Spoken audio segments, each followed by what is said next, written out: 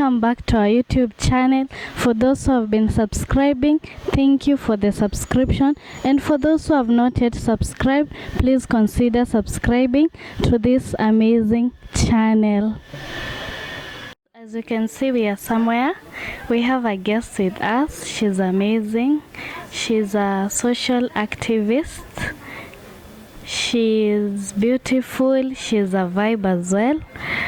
She's doing a very great job here in Isiolo County.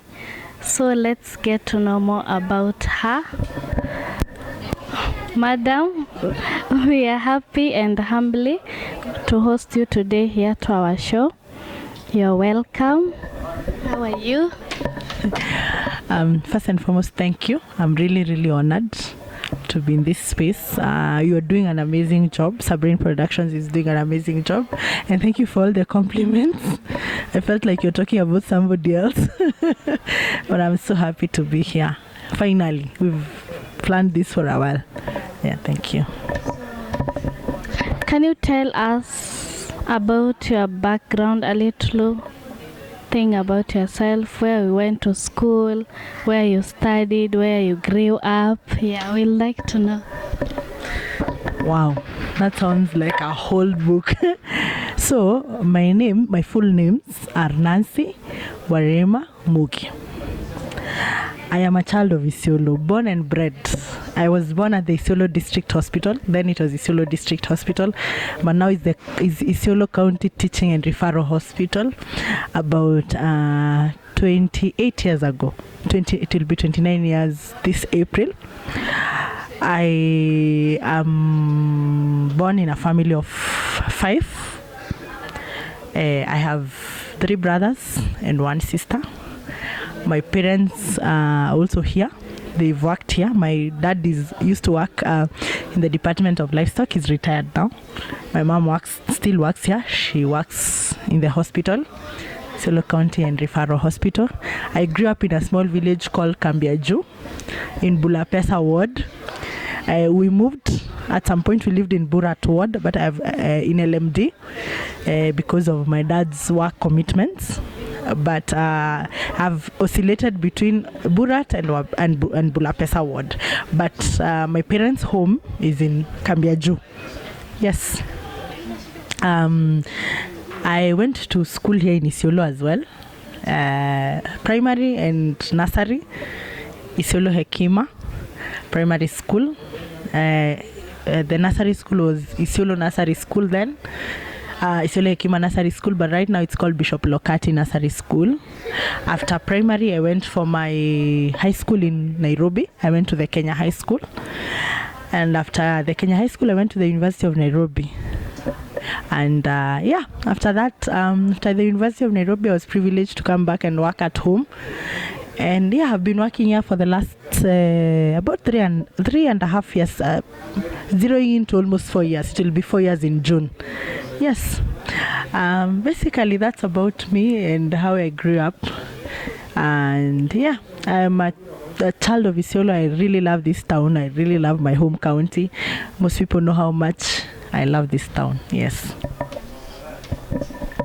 Okay, that was it. And how about you are a social justice activist.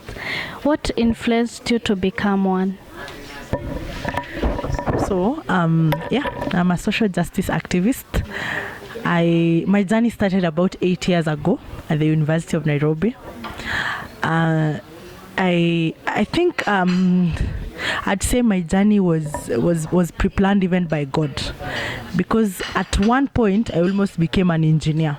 I would have become an engineer, but God had other plans for me, because I think if I had become an engineer, I would not be a social justice activist. So when I was in 3rd year in my university, in my college experience, I bumped into something called Women Students Welfare Association. I had seen it in the university for a long time. I used to get very impressed by the way those ladies used to dress and the way they used to go for big meetings with the big lady names in Kenya. And I was always interested in finding out, who are these people? Why do they do this? What makes them meet these people? So in 2014, 2015, I got to know a little bit about Warsaw, and I learned that it was a movement it was an organization for women students, championing the rights of women students. And I approached the campus representative of our campus, Lower Kabete campus at that time. Her name is Doreen. She's an amazing woman. You should meet her sometime. So I approached Doreen. We talked a little bit. Then she said, I'm so happy that you came and spoke to me about this, because I have also been in a dilemma on who to leave the leadership of Warsaw in Lower Kabete to. So as much as you do not have a competitor to compete against in an election, because the way you used to get into a position would be through an election, but I didn't have a competitor. So she told me she will vet me based on an assignment she would give me. So the assignment was to organize a movie night for students at Lower Kabete, female students particularly, to watch a film called Pray the Devil Back to Hell. The film is about how women in Liberia came together and advocated for peace. And it's through that process that we had people like Ellen Johnson Sirleaf rising to become president, and another lady called Lema Bowie, who also later became a Nobel Peace Prize winner. So I was able to organize that activity, and it was sponsored by an organization called TICA, and it was very successful. So that's how I got into Warsaw. And Warsaw was also a backbone of student politics, especially female students politics. Some of the greatest women in leadership that you know in this country are products of Warsaw. So now after I joined Warsaw, I started understanding the issues of championing for students' rights, and especially female people. And in 2016, we had to champion for the rights of women students in terms of accommodation. And it was a really messy process, because we had to go against very senior students, which was supposed to be occupied through election, was sold out, meaning that students would not get meaningful representation. So from whatever we did in 2016, advocating and getting even the DVC for student affairs at that time, Professor Isaac Mbeche, to come to Lower Kabete and address our issues, was a very, very big step. And it bore fruits, because the next semester some students had missed accommodation spaces, and due to the work that we did to get women students occupying those positions, we were able to solve that problem. And after that I left the university. And after leaving the university, my educational background is in finance, but I'd say that by the time I was leaving the university, I was sure that I'd never practice finance at the level at which I was taught in school. I wanted to do something different. I wanted to work with women and advance their rights, and get into the space where I can make real impact to women. So it took me 1.5 years before I could get into a job that fitted that description. But finally, I was able to get into a job that fitted that description. And since then, from June 2018, all I've been doing is expanding the spaces for women, advocating for women, socio-economic empowerment of women, and everything in that line. But I also got to fall in love with young people. Myself, I'm a young person, so I also understood that there are certain barriers that young people are facing, and it became important to me to also speak about the rights of young people. And that's how, together with very many other young people from Isiolo that I grew up with, we were able to lobby for many causes for young people. And for that reason, I was able to join the Activista movement, of which I am the Activista National Coordinator. I am a champion of about 8 chapters. 8 chapters are based in counties, so we have 8 chapters, and we're looking to launch 4 more. So I'll be representing the voices of young people in 12 counties, which is not a mean feat. It is a very, very, very, very great honor and opportunity that young people could trust me that much. And I know even as we go ahead, we'll be able to do more than 12 counties. We're hoping to occupy the entire nation. So yeah, that's my journey. I am very happy with where I am right now. We've been able to also champion for a lot of gender causes here in Isiolo.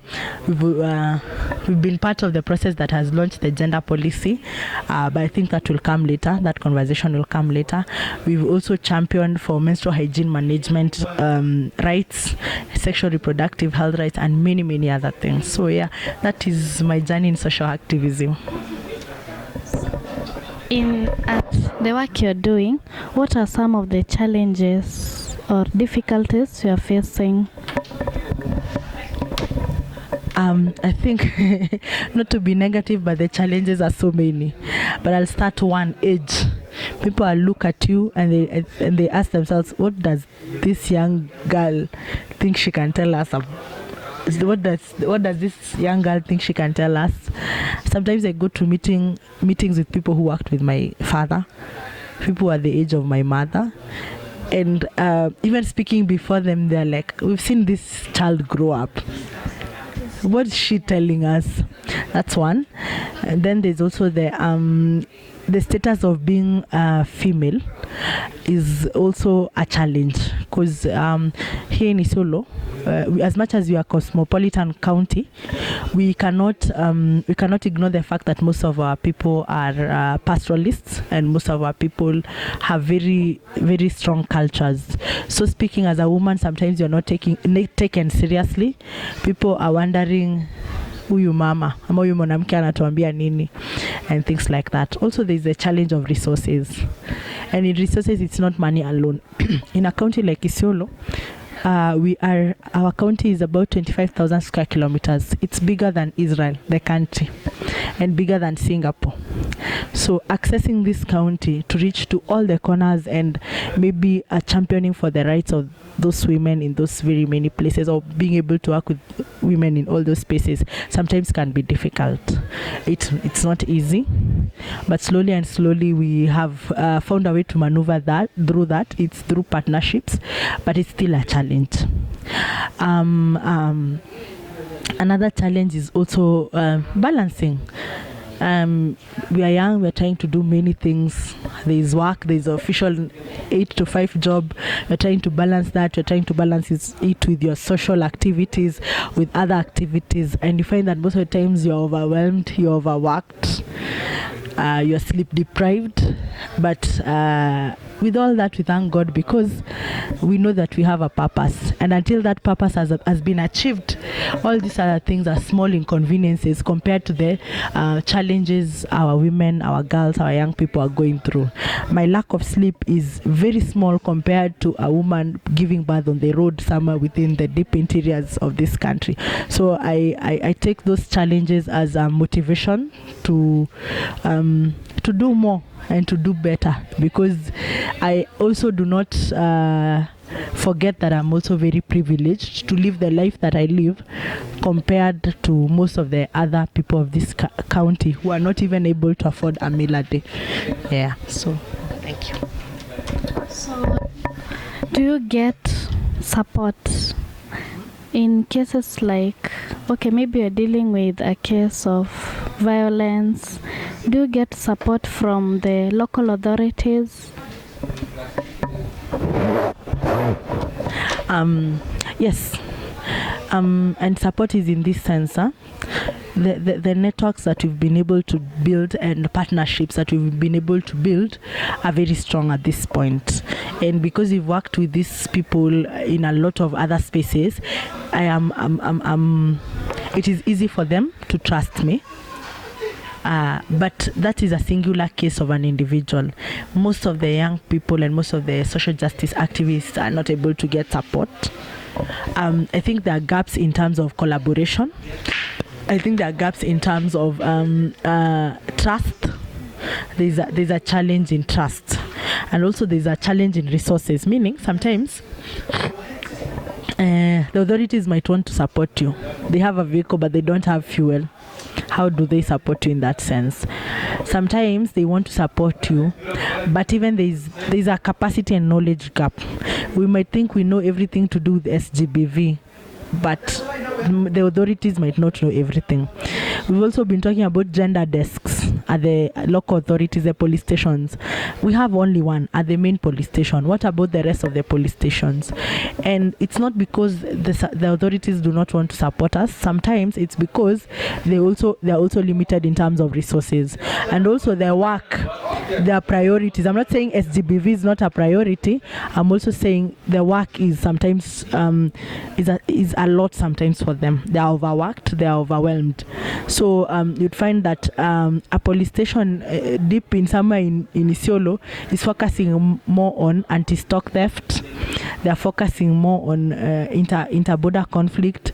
So SGBV, as much as they would want to focus on SGBV, they are strained in terms of the resources that they already have. So it becomes an issue, but an issue at a lower level. So those are some of the challenges that we face, but also we also get support, and I would also call on more support. I would also call on local authorities for more support. I'd also call on more collaboration, because with collaboration also one entity or one organization might not have support, but another one would have. Yes. Family, do they support whatever you're doing? Yes, I have a very supportive family. Actually, when I was starting this journey, the first person I talked to about was my father. I talked about it to my father, and he was like, at this age, I think I have empowered you enough to know that you can make decisions that are sound and sober. I told him, as much as I've studied finance, I want to go into gender advocacy, and he was yes. And every small opportunity that he would see to do with gender, whether it's something that would interest me or not, he would always screenshot it and send it to me. Everything, even up to today. My dad is an avid reader of newspapers, so he anything he does, he sees that has to do with gender, he always sends me. The same with my mother. My mother also, my mother has always said, amongst all her children, there's one that she knows that cannot be manipulated, cannot be siwezi nyanyaswa, if so to speak. But let me say it in her words. Anasemanga, kama kuna mtoto wangu mmoja hawezi nyanyasa ni Warema. And that's true, because she says even when I was growing up, hata ukinichapa aje, kama kitu si ukweli siwezi kubali. So she had seen that trait from when I was a child, and she has grown to love and appreciate it, and she's one of my biggest fans.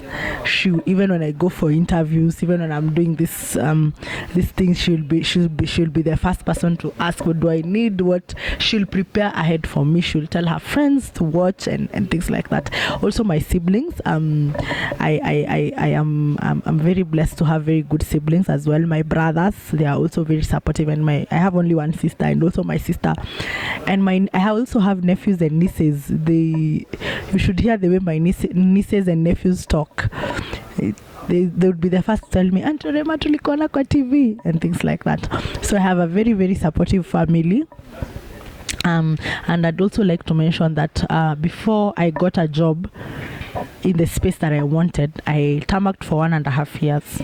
In this 1.5 years, I was living on the support of both my parents and hustling. I was doing some freelancing jobs. So if it were up to, maybe if it were in a different family, maybe they'd have been asked to get a job and stop maybe leaning on them. But at no point my parents said they were tired. They were always willing to support me. Sometimes, and I used to live in Nairobi at that time, sometimes I would need rent. I have not made rent for that month, and I'd ask my parents and they'd send me their money. So giving me that opportunity and comfort to pursue something that I love is not an easy thing. yet I could have gotten a job immediately if I had chosen to pursue finance. So that's a sacrifice that I've never taken for granted from my family. They really were able to support me to do what I loved best. So yeah, I have a very, very supportive family. Yes, and my parents and my siblings are usually the first to watch videos or any publication that is about me. I actually sometimes learn it from them before I see it myself. They'll be the first ones to call me, I've seen you, I've seen this, I've seen. Yeah. Yes. Okay. From your work, have you received any reward? And if yes, what was the reaction? Yes, I have received several, but the most recent one was, I think, about 2 days ago. We were recognized by the county government of Isiolo, the Department of Gender, for the work that we've been able to do in supporting gender and advocating for gender issues in the county. So that recognition meant a lot, because sometimes this work is so hectic. It's a passion, yes, but it can get so hectic, it can get so overwhelming, and sometimes you don't think people notice. But that certificate was an indication that people are noticing, the world is seeing, and the world is appreciating what you're doing. And I don't take that for granted, because I think I've dedicated the last 4 years to this county, to the people of this county, to changing the lives of the people of this county. And I am so honored that the people of this county, through the current government, have been able to see the work that I have done and also recognize it. I was also recognized amongst other very phenomenal young women, which is something that I'm also very proud of, because we have formed a sort of a girl group, or a not women group, but a women power sort of movement, where we are able to even encourage other young women to get into this space and speak their stories authentically. Yes, I've also at work I've also gotten awards. In my job, I've gotten awards for the work that I've done in empowering women through economic means.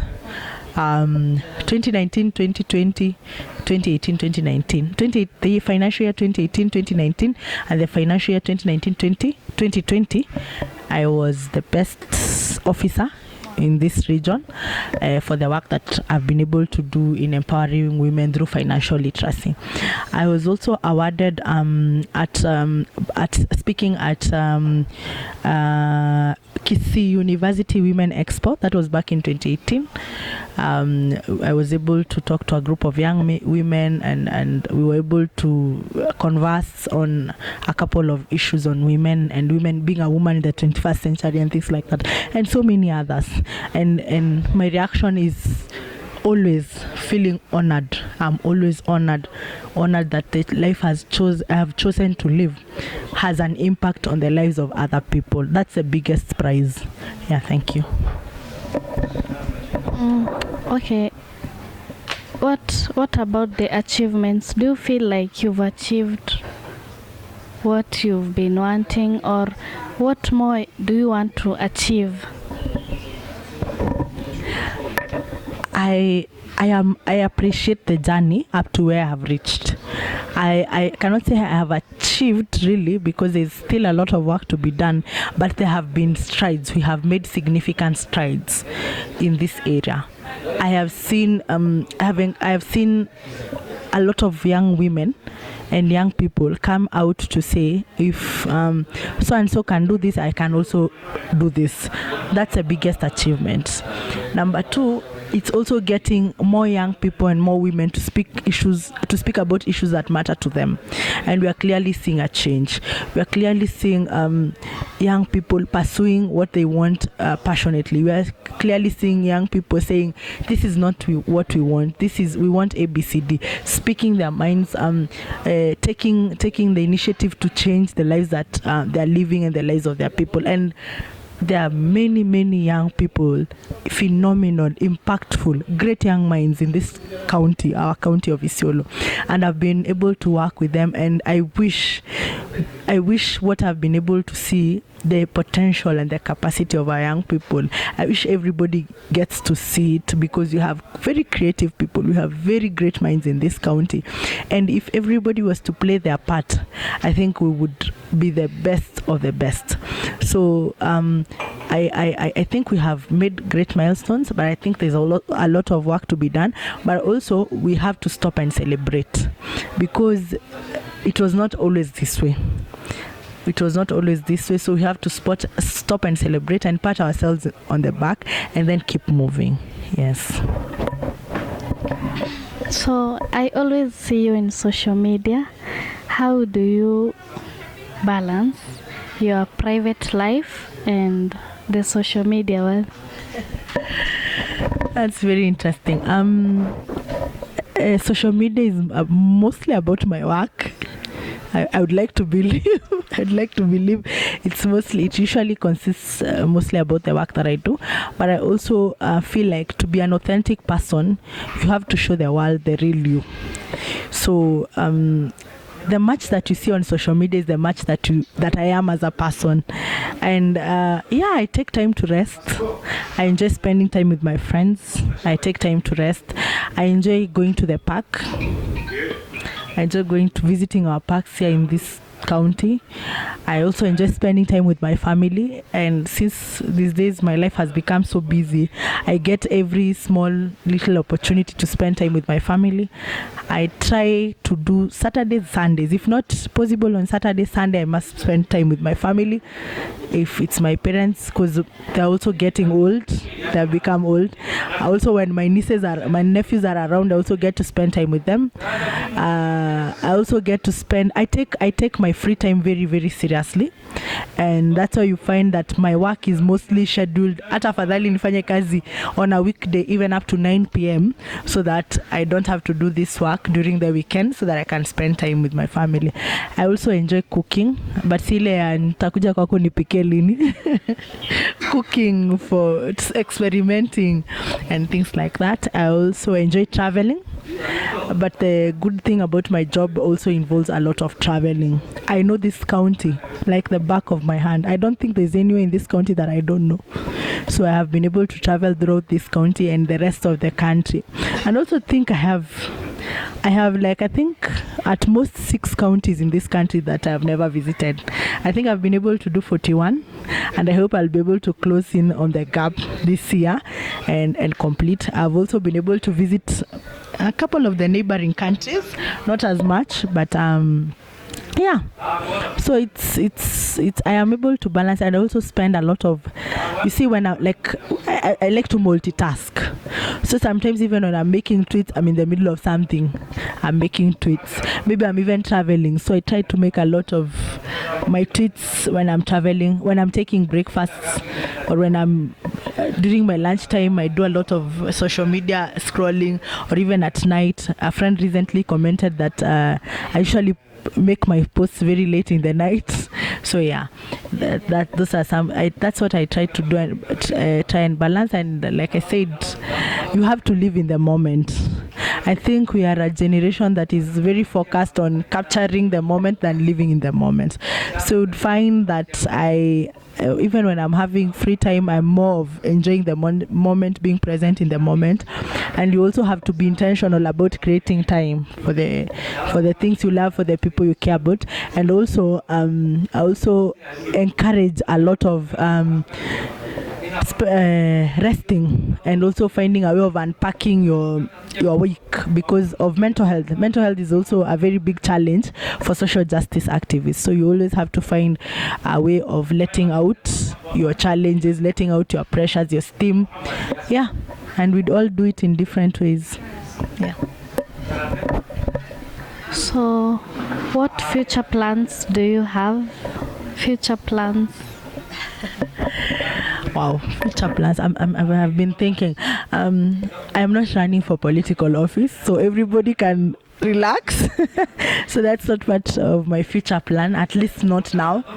I am focusing on doing a lot more for women through a CBO that I run with my friends called Jajapto. So we are looking into expanding our networks, expanding our work, because our work has been quite limited because of various challenges. So I'm looking into going more into work with women within the county.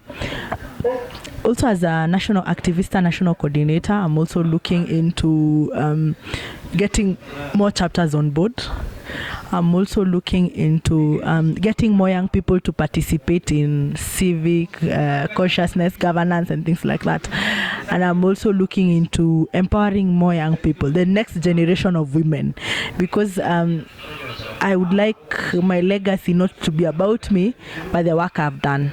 And the best way to create a legacy, I think, is to prepare the next generation of young people to take up the mantle. So I am doing a lot of work with young people. I would not like to call it mentoring, because they're phenomenal young people. They don't really need mentorship. I think we're just working together.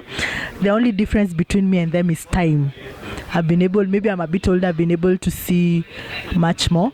But I want the next generation of young people to take up and speak about the things that are important to them and to our community in a way that changes the lives of the people of Isiolo.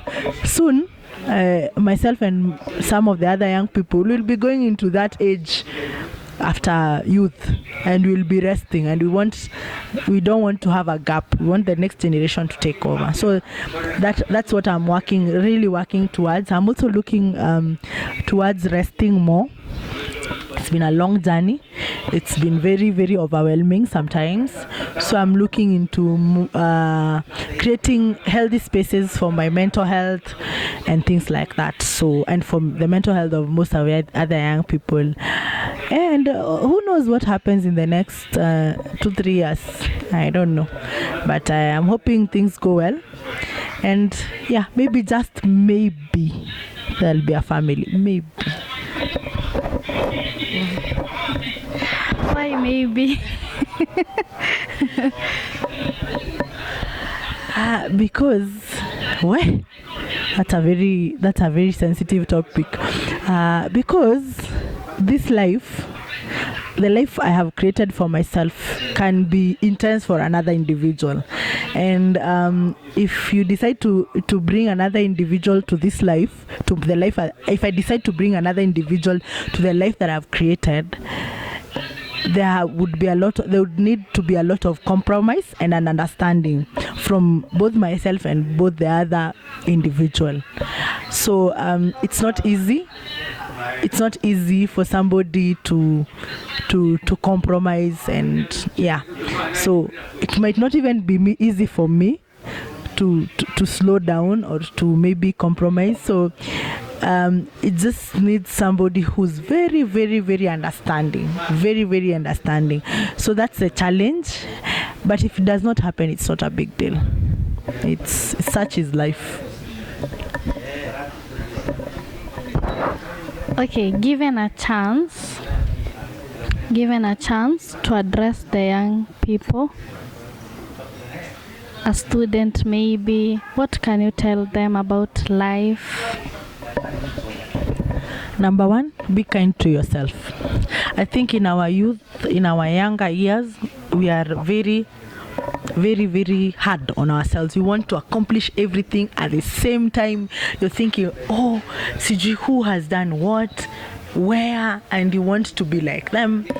Let me tell you, it's just that we don't have enough time. If I sat you today down and I told you about my entire journey, every step, you would be shocked. Some people think that maybe Warema doesn't get broke. Some people think that I never have challenges. But that's not true. Because what you see is what we allow you to see. I'll probably never show you the bad days. So you would think that it's easy being me, but it's not.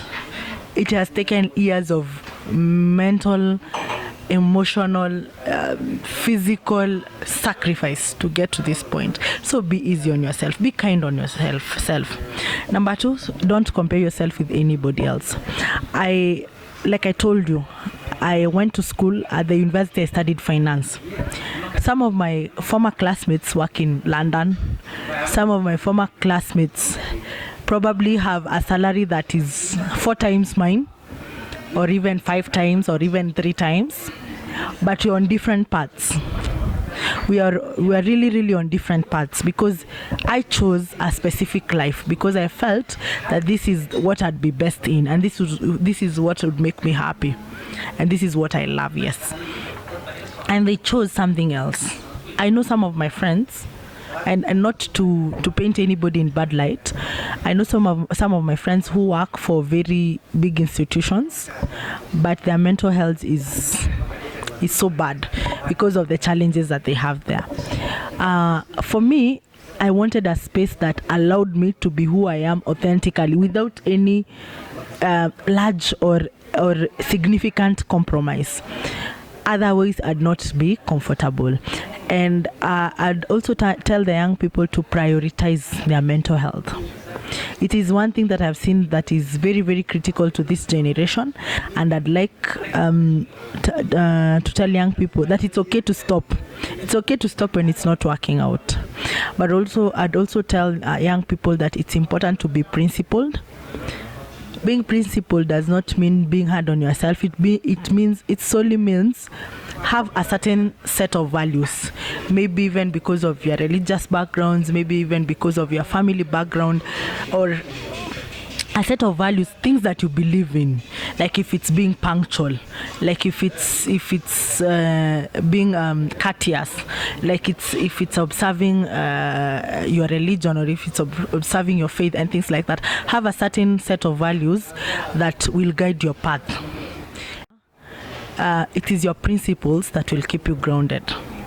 I'd also tell young people to be patriotic to our nation, to be patriotic to our home county, and to be patriotic to our families, meaning that it's important that we build a society of people that love where we are from and care. Let's not be people who go and forget. Let's not be people who don't care about what happens in our country. And lastly, I tell young people, you are worthy. You are enough. You don't have to accomplish 1, 2, 3 list or endless list of things for you to be worthy. You are worthy now. You are enough at this point. Yeah, and it always gets better. It is darkest when it's almost down. Kuna giza before, just kabla tu kupambazuke ndo kuna kuanga na giza kali kabisa, but it always comes to dawn. That one I can promise you. Na kuna mtu anatembeanga na weaknesses zake zikiwa zimeandikwa hapa, so you can always improve and get better. Yeah. Can you share with us your lowest moment and your highest moment as well? Lowest moment, I think, apart from death of the people that I love, because I also believe those are some of my lowest moments. Apart from grief, one of my lowest moments is when I lost my scholarship. I was supposed to go to China to be an aeronautical engineer. I'd have probably been an aerospace engineer right now. I lost that scholarship because somebody embezzled the funds. So that one hit me so bad. I think that's one of the lowest moments of my life. My highest moment, those have been many. I cannot particularly pick out one, but being recognized for the work that I do, as the work that I do in gender. That is one of my highest moments. The birth of my nephew and my nieces, one of the most beautiful things I've been able to see in my life. They give me life because they are the hope for our future. and also seeing my parents go back to school and achieve some of the highest levels of education based on the challenges that they had. The generation of our parents was not like our generation, so seeing my parents being able to go back to school at their ages and being able to accomplish some of the accomplishments they've made is something that that shows that there is no perfect time for anything. You can always do something at any age, at any point. Yes, I think those are some of my highest moments. Okay, so how can people find you in social media, your Twitter handles? So on Twitter, my handle is I am Warema, at I am Warema. So I, capital I, am, capital A, then M, then Warema is WARIMA. On Facebook, you can find me through Warema wa Muggi. Muggi is MUGGI. And on Instagram is Warema _ Muggi. Warema is WARIMA _ Muggi is MUGGI. I think also during the production you will be able to post for them. Yes. Yeah. As a nation in Kenya, in no time we are approaching elections and politics. So what can you tell Kenyans and the young people? Basically, the young are the ones, you get. So what can you tell them? First and foremost, it's a very critical time for our country. We are going to a very significant election because it's a change of regime. And as much as I'm not allowed to talk about politics, this is what I will say. The future of our country lies in our hands. And we have seen what our previous decisions have led us to. So let's be very careful in the decisions that we are about to make in the coming years. And I'd also like to challenge. I didn't mention, but I am a granddaughter of Mau Mau veterans. My grandparents on my father's side are Mau Mau veterans. This country was paid for by the price of blood. Our Mau Mau veterans paid for this country with their own blood. I hope that we make choices that honor them. Choices that if they were to wake up today and see where we are, they would be proud of the actions and the sacrifices that they made. So I'd urge us to, first and foremost, maintain peace. 2, I would urge us to always think of each other as brother and sister. 3, I'd also ask us to make choices that we can live with. Very, very, very sober. Very sober choices, very sound choices. This is not the time to lean on your tribe. Oh, so person A and B, C, D comes from my tribe, so I'll vote for them. Think about that choice very carefully. I'll say personally, I have been able to share a tribe with a number of presidents that have been in this country, but I've never benefited personally from anything. That is because a president is not for a certain tribe, or a governor or any other political leader is not for a certain tribe. The person you should choose is a person that you believe has the country's best interest at heart, county's best interest at heart, and all those other positions. Lastly, as I speak to young people, this election is very critical to young people because the older ones have very little time remaining. We will remain with this nation because we still have a lot of time. So let's be very careful on the kind of president that we set about this nation. Also, let's not be used I know there are a lot of challenges amongst young people. I know that for a fact because I work a lot with young people. But I'd urge them, would rather sacrifice that 500 and 1,000 for a better future. I'd rather not have that 500, not that 50 bob or 200 for a better future. Because if we allow ourselves to be used, you will have gotten 1,000 or even 5,000, even 10,000. But 10,000 compared to 5 years is not worth it. I'd also ask them to refrain from being used by politicians. Politicians have their children in very safe spaces. But if something is to erupt, it is you and I, the local people, who will suffer. It's you, Rukia, that I will come and borrow salt from. I will not go borrow salt from Mheshimiwa so and so. So if I am to do something to you, who will I come borrow salt from tomorrow? So we need to be very careful about that. And I would also like to point out something that I've seen today. I'm also very keen on social media. Let's avoid politics that are injurious to reputation. I've seen something on Isiolo County politics that has not made me happy. Let's debate on an objective level. Let me come and say, politician Rukia does not deserve to be elected because she does not have the right manifesto, the right ideas. But let me not come and say politician Rukia does not deserve to be chosen because of their personal issues. Let's avoid that. And also let's observe the sexual and gender-based violence and refrain from it, because I've already seen trends that show that women who are seeking elective posts are likely to undergo violence by the kind of rhetoric that people are having. We all can be leaders. Let's respect each other. Let's fight. Let's debate, not even fight. Let's debate and argue on the basis of objectivity and not personalities. Yeah.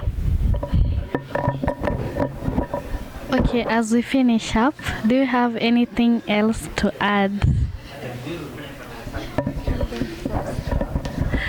Okay. First and foremost, this was very good. It was very, very very challenging to my mind, but also very good. Such opportunities are rare, and I'd also like to congratulate you too for the good work that you're doing. Please subscribe to Sabrine Productions. Hit that like button. This is a production made by the young people of Isiolo, and like I said, I have so much love for women, for young people of Isiolo, and for the great county of Isiolo. So it's important that we start right at home. And like I said, we have to be patriotic to our country, to our county, and to our families. So let's start by showing our patriotism to our people, subscribing to Sabrine Productions right there, because these are our young people. Yeah, and let's be kind to one another. Thank you. So thank you so much for coming through and sharing about your story. We are grateful. You're most welcome. So guys, as we wrap up the video, I hope you've been inspired. I hope you've been motivated. You've heard everything Warema said to us. Okay, I'll just like to say, please subscribe, like, and share the video. Until next one, bye.